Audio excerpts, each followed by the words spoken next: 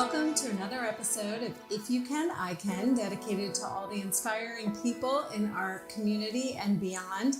Today's guest is a published author, an accomplished executive who spent 20 years on Wall Street and 20 years as an entrepreneur and business builder. He's a father of 4. He has survived 6 near-death experiences. Today, he is a founder of Live Masterminds, continues in investment banking, and a leadership coach. Welcome, Raju Panjwani.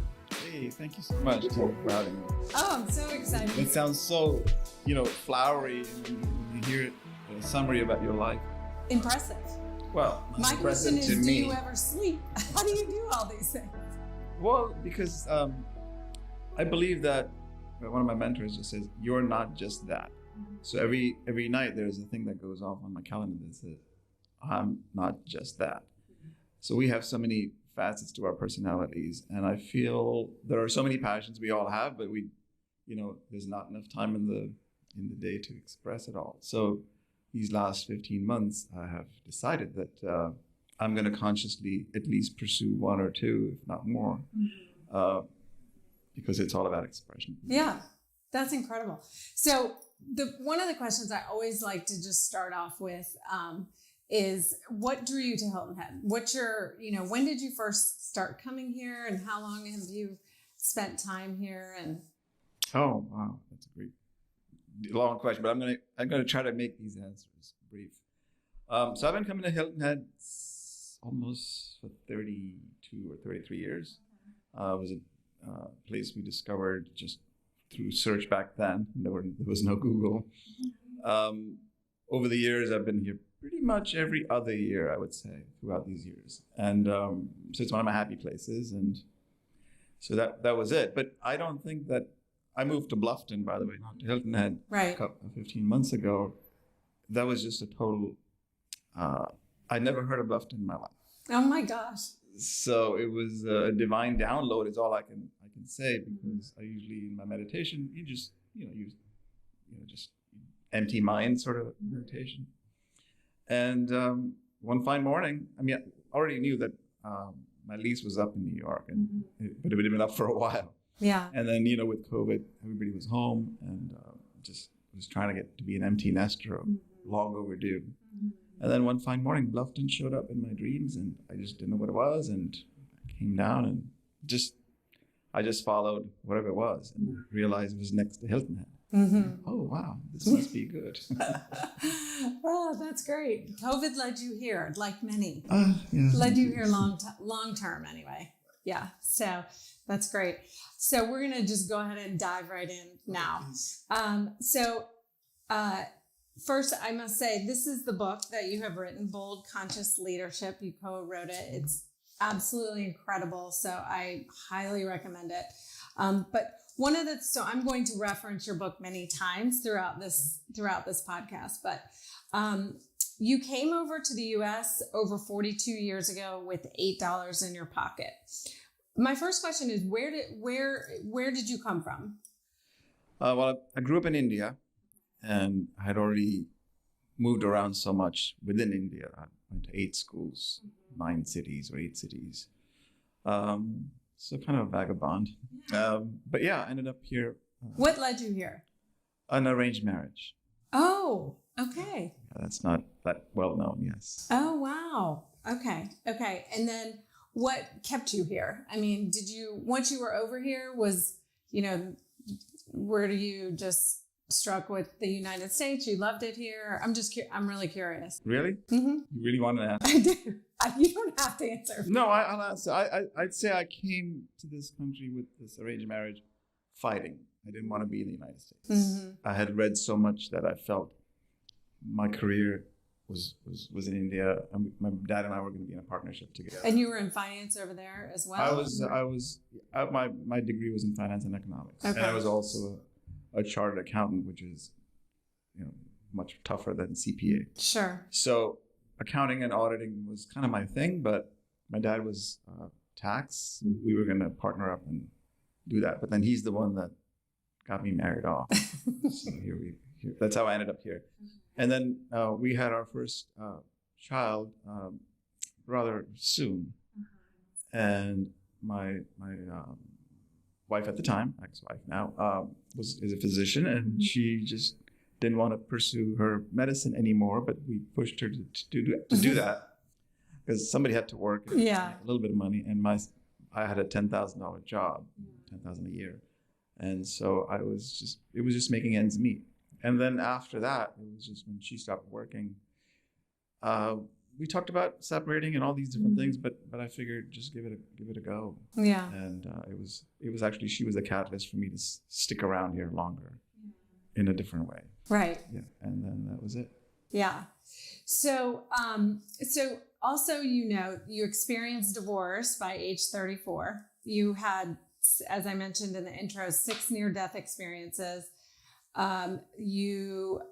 Followed by the death of your second wife to stage 4 cancer at age 50. You then became a single parent to the 2 boys. And then you also are the co-author of this book, which I noted too. And so you go on to note, that you were managing director level at this firm on Wall Street. And you note a betrayal from your company that ultimately, it sounded like there were a series of things, but ultimately something that led you to hit rock bottom. And right after that time, and if I'm getting time frames wrong, let me know, but right after that time, you discussed being in Sri Lanka over Christmas at the time when the tsunami hit. You were with your family. That's a heavy story. That's a really heavy story. And I was just wondering if you could tell us a little bit, about kind of where your mind was taking off on that trip versus where your mind was coming back. And whatever you feel willing to share just about that whole experience and how it changed you. Well, talking about rock bottom, that wasn't the first time. I've had several rock bottom moments, and you just wonder where life is taking you because you just don't know. You start wondering whether this is something, I caused, or is it that I'm just making some stupid decisions that making me do these things. Anyway, the timing was that I had tried to leave the firm 2-3 years earlier each year. So Wall Street guys get bonuses in January, and then it's a typical time to move, either for something better or whatever it may be. And in these last 2 years of my 18 years with the firm, I actually had struck a deal with the CEO and the co-CEO at the time to do something offshore. And based on that project, I was going to own equity in it, and then we would bring investors into it. So that was the deal. And then the first 2 years, we would keep it intimate as part of the firm. And then after 2 years, we'll start doing that. So right before Christmas in 2004 is when my boss called me in and said, hey, this isn't going to work because there's all the different reasons why it's not going to work, because we're distracted. And, he had other issues with his own management. So the next thing I know, so we're having a conversation, and he said, I have a bigger job for you, and we're going to come back in January, and we're going to talk about this, that, the other. And I literally stalked out of the office. And I said, okay, well, you know what? And he said, oh, you're angry. I said, you bet I am. But so yeah, when you come back in January, we'll talk. And that was the point. So that 2004 Christmas is when the tsunami hit. We happened to be in Sri Lanka. It was weird. We live in New York, and then our friend who owned this new place that they were about to inaugurate over Christmas said, "Oh my God, you guys have to come." So we decided that we were going to go. And you have your children with you. And 3 of my 4 children were with us: my 2-year-old, 6-year-old, 19-year-old, and my wife. So we ended up there. We actually were supposed to leave on the 25th of Christmas morning to go to India, where we would celebrate my wife's 40th birthday. And there were 150 people coming to that. Wow. And it turns out we got a call the night before to say our flight's not booking everybody back into India. We just have to split you up. And we said, no, we're not splitting up. We'll just go the next day. Sure. And that next day is when we were all swept away in the tsunami. Wow. All our friends and us and all of us scattered within, God knows, a quarter mile of each other, and we had no clue what would hit us. And so, did you guys have any warning? Did you know it was coming, or? No, we were in this tiny little village on the coast, and there was a television our host had, but even that, there was no warning at all. Yeah. So the warning systems have been installed now, but back then, 2004, no. Yeah. I didn't even know what a tsunami was, to be honest. Right. Honestly, I didn't really either prior to then. I mean, if I could admit that, yeah. I didn't know. And you mentioned one thing that just struck me as kind of a visual for somebody is this wall of water was moving 80 miles an hour, you said, toward you. I mean, that I don't even know how to comprehend that, but. Well, it's real. I mean, the only thing that comes graphically close to that was shown in a movie called The Impossible. So I'd say that's pretty true when you see it graphically, visually. That story was a little different, but the point is, that was really intense. I mean, and another thing that I feel like is really interesting because it can be used in so many different ways of thought, and I'm not being very articulate at the moment, but you talk about in the book when that happened, you didn't have time to grab your glasses. And so as disorienting as being swept away in water and trying to find family and trying to figure out what the heck's going, process everything, what's going on, where is everyone? And then on top of that, not really being able to see, must have been that was a whole other layer of fear. Trauma. Yeah. So I was already hydrophobic. I think I mentioned that. And I had drowned before, about 8 years earlier, and then rescued in on a different island. I don't want to get into these situations all the time. So I had already had that crazy trauma, and then to wake up to this nightmare and then grab my 2-year-old, put him on my shoulder and run, because that's what I was being asked to do. And then once the water hits you, I mean, there was nothing. So for me, it was just that last moment of consciousness was just, God, don't let me survive my children. So that was the main thing. And then I don't know what happened. The next thing I know, I'm looking at this little girl dangling from a tree. And that's the visual, I think, in the book, right? So that's true. That's just my version. I mean, everyone in my family and friends had a totally different experience of what they experienced. So, it was. Your question is what does that mean? I mean, I couldn't see because my vision was pretty bad. The glasses were gone very momentarily, and I didn't see my kids for those 2 or 3 days because I couldn't see clearly beyond 2 or 3 feet. So I was pretty distressed. I would imagine that your vision was almost in line with the chaos of thoughts in your mind, Yeah, I mean, I think thoughts are just your enemy, as I see it in my book too. You want to hold on to your emotions and feelings and let them be the driver. In a way that let the emotion lead you. We all want emotions that are joyful and peaceful. Right. But you realize that thoughts just, it's a cycle of thoughts and emotions, right? So so that's been my journey for these 18 years. Yeah, it's so, I love the quote by Nelson Mandela that says, "Do not judge me by my successes, judge me by how many times I fall down and get back up." And you continue to get back up. So do you have, is there some kind of process that you go through in your thoughts or in your life to continually, to overcome that?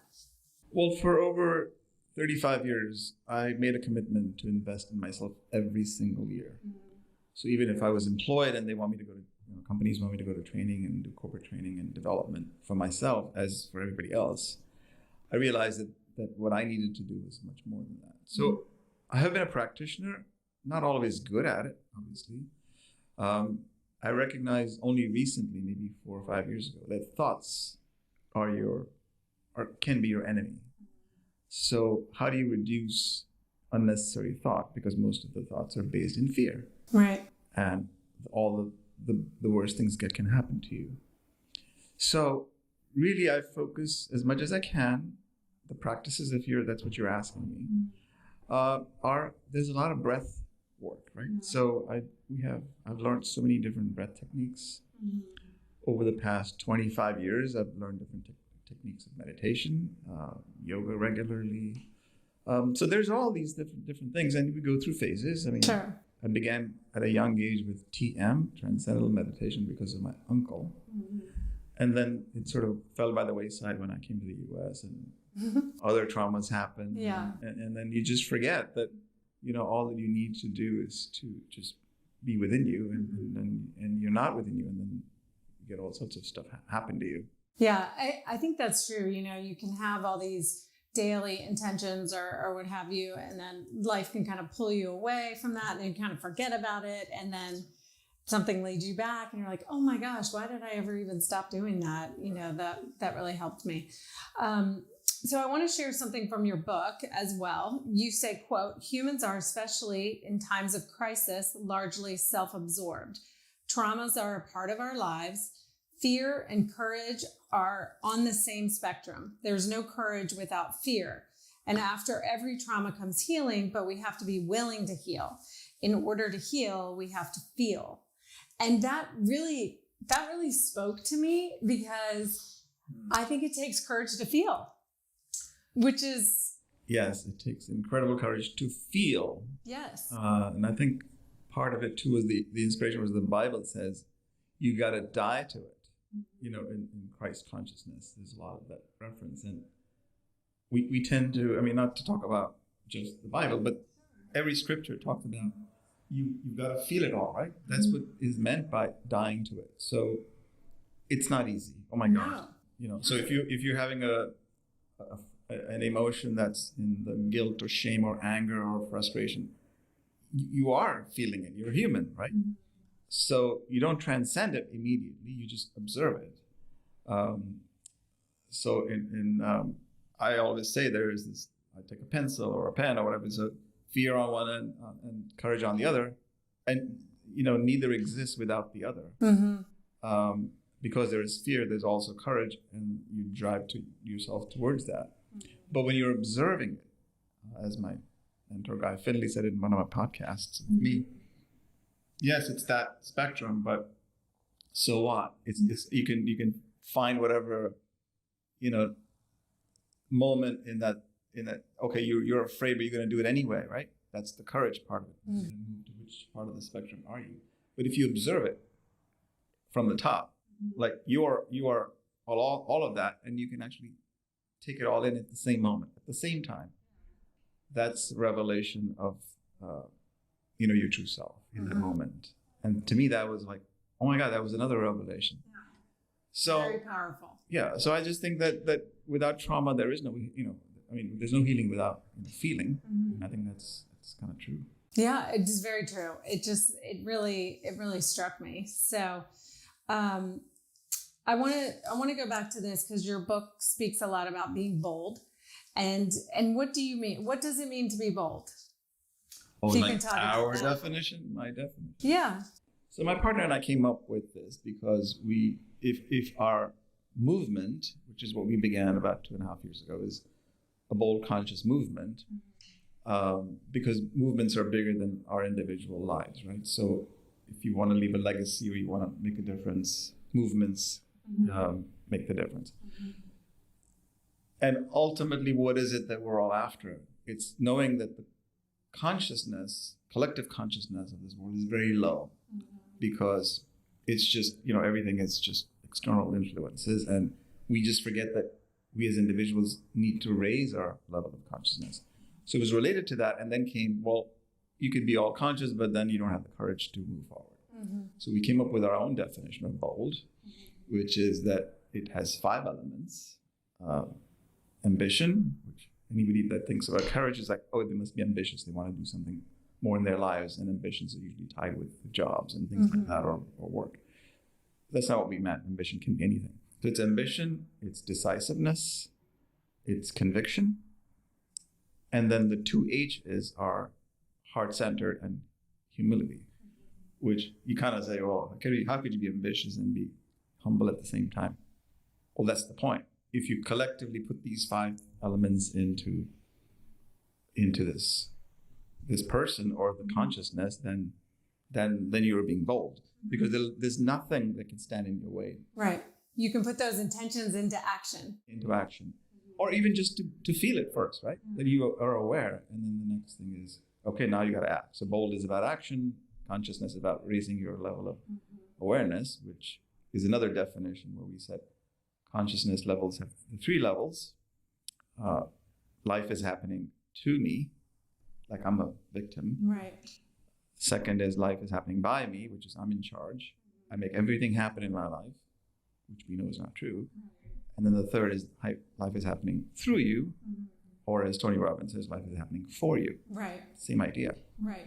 So it's all there to help you to grow. So that's why when you talk about getting up and going and Nelson Mandela's, I mean, how many times do you want me to die or do whatever? But you got to die to that and then move to the next thing. Because there's always destruction and reconstruction. Or you shoot yourself and say, okay, well, is that an option? Or you just say, okay, I'm done with life. Well, when you're done with life, you know, and that's when you transition. So it's all perspective. It's all working on that input and building yourself from the inside out. Yeah. It's the only way, or you just say, okay, well, I'm not going to live my life, and you just they're biding time, and I don't know that that's an option that I feel every day. I feel alive every day. I want to live my life every day. So this kind of, spins off that. But another quote from your book is, the decision to transform your life is an act of courage. And I thought that was such a great line, because it does take courage to do something different. And, I can speak for myself personally, having done that myself. It is a leap of faith. It does take courage and just kind of, I don't know, going for it, so to speak. Yes. But so you kind of took a career all in finance and entrepreneurship and have transformed into a leadership coach. And so was there a moment that you had that you knew this is what you wanted to do, or how did you move to that? Well, there are so many layers to think about that one. So it's a good question. I'd say at heart, I was always a teacher. So I gravitated to roles where I was always managing, people and so on. And as I said, I simultaneously invested in myself each year beyond what the company did. That was just at my own expense. So I recognized what personal growth meant. And I also liken that with depth, because growth is about not just making more money or climbing a new ladder, but also going deeper. So there's a big difference between teaching and coaching. So teaching was always part of it. I always had people in my first business, in my own startup as well. I had amazing people. I had the ability to align people behind a vision. It was good. But as each of my startups, failed or had me learn more about me. So because the only success marker in the world seems to be, what is your company worth and how much money did you make, right? So in that sense, I failed, but I only kept learning. John Maxwell says, you either succeed or you learn. So I think, I've had a lot of learning, more than my share. And am I still learning is the question. So I did have this vision in 2018 or 19 when I was sort of coming out of that previous startup, that, ultimately, if my heart is going to sing because I'm going to help other people, not let them stand in their own way, right? So ultimately, it was either going to take a form of a teaching or a coaching. And coaching had started I was being coached. So I'm like, this is great what people are helping me with, and why can't I help them with this or that, right? We all have had, if you had personal trainers or some other kind of a coach or health coach, wellness coach, pretty common. But now coaching is more accessible to everybody. It wasn't just for C-level or just the big Tony Robbins type of people that would just do coach Oprah Winfrey or whoever, right? Celebrity. So I realized that, hey, I always said this jokingly, is like, I want to be Tony Robbins of Asia or India. But, Tony Robbins, and everybody's different. So I'll be different. So that's how it began. And I just created a business plan or an outline, which is what we all do. And then I just began, because unless you take action, nothing's gonna move. So I just began. I jumped in. Coaching is I think if you've never had some kind of coach in some form, you're missing out, because if you really want to have growth or change in your life, it gives you that accountability factor. And it's I have a real estate coach, and I just find it to be tremendously impactful. Well, ultimately it's about accelerating, right? So Tony talks about decades into days or weeks, because when we're trying to do it on our own, it's just, you're taking a step at a time, and you say, oh, I can do this on my own. And then you don't, because then days turn into weeks turn into years. But if you have a coach, then that helps you, as you said, hold you accountable. And that's when the difference happens. Exactly. So what, is there an age group or anything that you're mostly focused on or anything, or? We weren't. So in our first cohort, we had someone at 24 years old and all the way to 80. But as now I'm doing this on my own and continuing this, what I'm starting to attract is people probably like me, who were like 10 years ago or 15 years ago. Okay. Who I was 10 years ago. Sure. So it's midlife, it's transition time, and oh my God, how do I deal with this? All the consequences of being in that midlife.